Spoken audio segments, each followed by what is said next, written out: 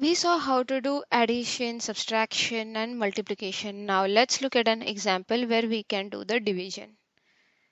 2 upon 3 divided by 3 upon 5.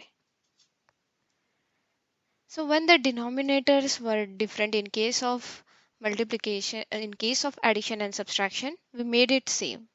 Now in case of division, we need to convert it into multiplication. So how to convert? By doing inverse. We saw inverse. Inverse is numerator becomes denominator and denominator becomes numerator. So this will become 2 upon 3 multiplied by 5 upon 3. And in case of multiplication, numerator is multiplied by numerator and denominator is multiplied by denominator, which becomes 10 upon 9.